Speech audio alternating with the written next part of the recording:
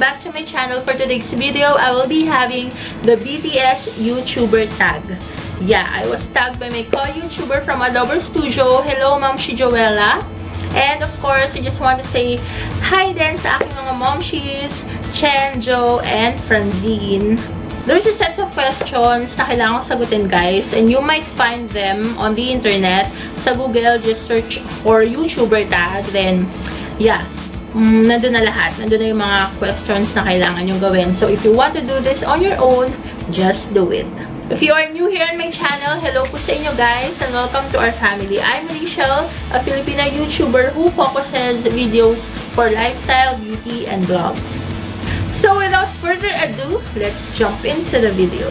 Okay, first question will be, what camera do you use? Nung nag-start ako mag-YouTube, I usually use my phone for filming. This is the iPhone 6 phone, and I usually use the front cam para meron akong viewfinder, and sometimes yung back cam din, pero limited lang yung paggamit ko ng back cam kasi mahirap yun. So, I usually use the front camera. And of course, kailangan natin mag-upgrade. So right now, I'm using the Canon G7X Mark II. If you haven't seen my vlogs or my video regarding the unboxing of this camera, I link the information down below or here on the icon up here. Next question. What editing system do you use? For my phone, I'm using the iMovie. If you are familiar with that, yeah, for those who are Apple lover, this might help you a lot because iMovie is a user-friendly editing tool wherein you can edit the vlogs or other videos that you want to edit na talagang mabilis lang at napakadali lang yung gamitin. So, yeah, I use that when I film videos using this camera. If ever I do vlogs using the G7X Mark II, I use the Pinnacle Studio 19. I want to update my editing tool, pero hindi ko pa sure kung anong editing tool yung gagamitin ko. So, if you want to suggest any, just comment down below, guys, para matry din natin yung editing tool na yun. I know Filmora, Adobe Premiere, ano pa ba, Final Cut Pro for Mac, pero yeah, I want to try that out. Pero right now, yung Pinnacle Studio 19 is the best editing tool for me kasi user-friendly din siya, mabilis lang siya. Although nung una, nangangapa pa ako, syempre, pero right now, yeah, very useful. For the third question, do you use artificial or natural lighting? I already use the natural lighting, guys, and yeah, I do recommend that one kasi napakaganda niya, talagang natural effect talaga yung kukuha mo on your videos. But right now, I'm using the artificial lighting. Yeah. Right now, wala po akong any lighting equipment, especially yung ring light na napakamahal. Wala pa po akong pambili doon dahil napunta nga po sa camera. Yeah, nag-iipon pa tayo doon. Pero, right now, talaga masasabi kong laking tulong po nito. Although, maliit lang siya, pero ang laking tulong sa aking video. So, I'm using the selfie ring light. So, if you are new or if you want to start a YouTube career, go start for the affordable equipment like this one. Yung selfie ring light, I do recommend that. Next question. What is the top item on your filming wish list in terms of equipment and plans? For the equipment, I do wish na sana magkaroon na po ako ng ring light. Yeah. For the camera, wala na po akong hihilingin dahil I have my G7X Mark II. And yeah, ring light na lang po. Gora na. For filming, syempre gusto ko rin magkaroon ng magandang editing tool. So, yeah, if you want to suggest any, just comment down below, guys. At sana maging okay rin siya sa akin at makangapana naman ako doon, panigurado. Pero right now, I do love the ring light, guys. Yun talaga yung aking wish. 5. What is your favorite day in the week to film? Wala. As in, wala talaga. Kung ano yun, na-feel ko lang na gusto kong mag-film, go ahead. Yan. So, wala talaga akong favorite day of the week na mag-film ako. Like, Saturday ba? Monday? Tuesday? Wala po. So, kung nasabi kong mag-film ako ngayon, go. Ay, hindi. Bukas na lang. Go. Ganun. So, wala po talaga akong filming day. Kung ano lang talaga yun naisip ko na content at talagang gusto kong mag-film, Gora Bells. Do you plan your videos? If so, how? I do plan my videos. I do watch videos with different YouTubers, beauty vloggers, what else? Vloggers, travel vloggers, yung mga ganun. Kasi I want to upgrade my editing skills and also how they edit their videos, yung mga ganun ba. So, yeah, I do plan for my videos. So, sana maging ganito, sana maging ganyan.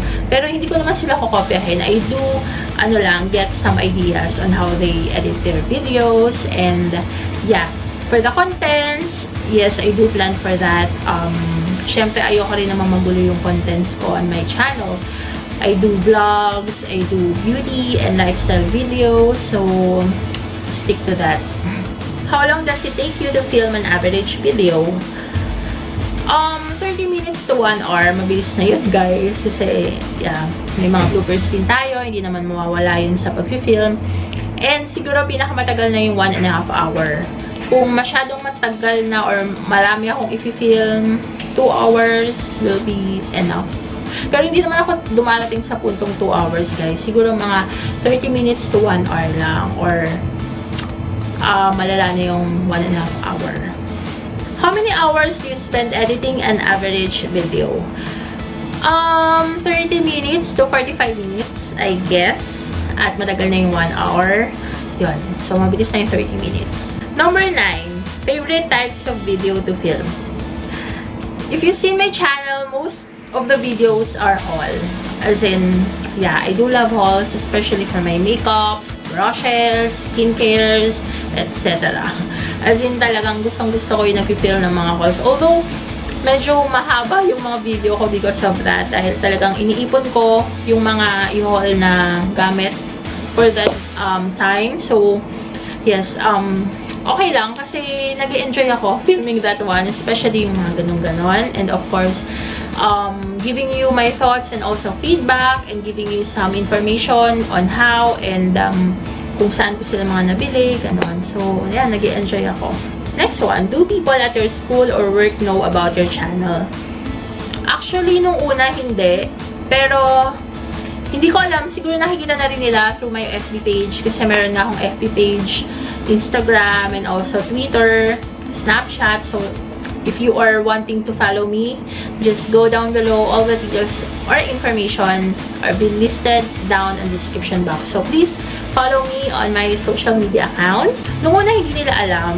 Pero, alam ko nalaman na nila because of my FB page. And of course, Instagram. Kasi nga, nagpo-post ako doon ng mga kung ano-ano about my channel, ganyan-ganyan. Especially yung stories. So, yeah. IG stories and Snapchat are very, very important to me kasi buhay ko rin sila, guys. And yeah, I do give you some details about kung ano yung ginagawa ko on that time, on that day, through stories. Okay, going back on the topic. So, eventually, nalaman na rin nila, guys. And nag-message ko sila if ever nagko-comment sila sa mga picture ko. Although, hindi ako nag-upload through my personal account on FB. Pero, I do know na alam na nila na may channel nga ako. And, yes. Hindi man sila nagko-comment on my videos, pero I know they know it. Some of my friends, especially yung mga previous office mates ko, I know they know my channel.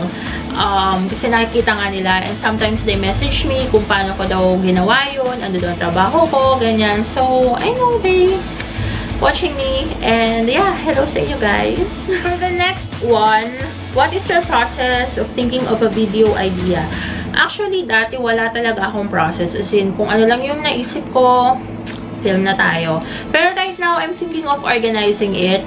I just go with my notes here on my phone or sometimes sa planner ko, I'll be listing some of the videos na kailangan kong gawin. Right? Like tagging something or yung mga tagged videos.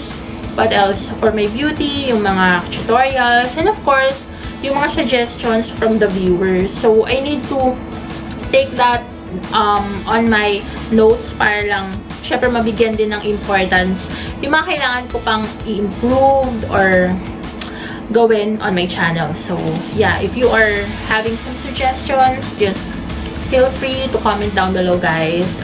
Next one, Do you feel awkward filming in front of other people or in public? Yeah, I do.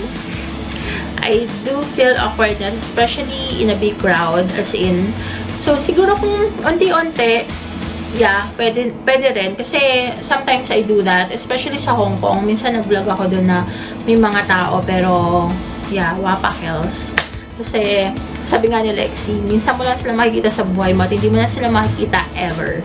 Siguro, eventually, masasanay na din ako filming on a big crowd or sometimes sa mga public places. Pero, unti-untiin natin yan, guys. Do you and your YouTube friends plan out videos together? Yes, we did, as in many times na. Pero hindi pa rin nangyayari, guys. Anong petsa ng mga momshies? Yun, guys. So, many times na namin pinlan yun. Pero hindi pa rin nangyayari because of our schedule. Two of them will be coming from province, Batangas and Bataan. So, sobrang layo nila. And ang hirap pagtapoy ng aming mga schedule. Some of them are studying. Kaya medyo mahirap na, guys. Lalo na ngayon. And doon lang kami nakikita sa mga event na pinaprocess or pinibigay sa amin ni Adobe Studios. Yun. Sana lang matuloy kasi we are very excited to that. Yes. And gusto namin bigyan kayo ng magandang collaboration video. Kaya stay tuned on my channel, guys. Mangyayari yun. Momshi! Next one. What is your subscriber goal by the end of the year? 5,000. Sana po matulungan niyo ako, guys. For the last and final question, who do you tag to do this tag next? Of course, I have people here na itatag ko for this BTS YouTuber tag. At nauna na dyan ang aking momshi, si Francine and Joe. Kailangan yun nang gawin to, girl. And of course, I tag my YouTube friends since then until now. Talagang sinusuportahan nila ako. And of course, I do support them. Erla Vergara, Joanna Ann, and Kylie B. Gawin nyo na to, girls. In Zany, Chai's Diary, sis, gawin mo na. Pink's Lovers, and Ryu Rosel from Korea. Hello sa inyo, girl. Gawin nyo na to. And of course, si Pak Ganern. Pak na pak to. Go, go. And hey, Lawrence, Ate Lawrence, gawin mo na rin itong YouTuber tag. I know na busy ka, pero sana magawa mo po. I hope you enjoyed this video, guys. If you like it, please give it a big thumbs up and do subscribe. Thank you so much for watching, and I hope to see you in my next video.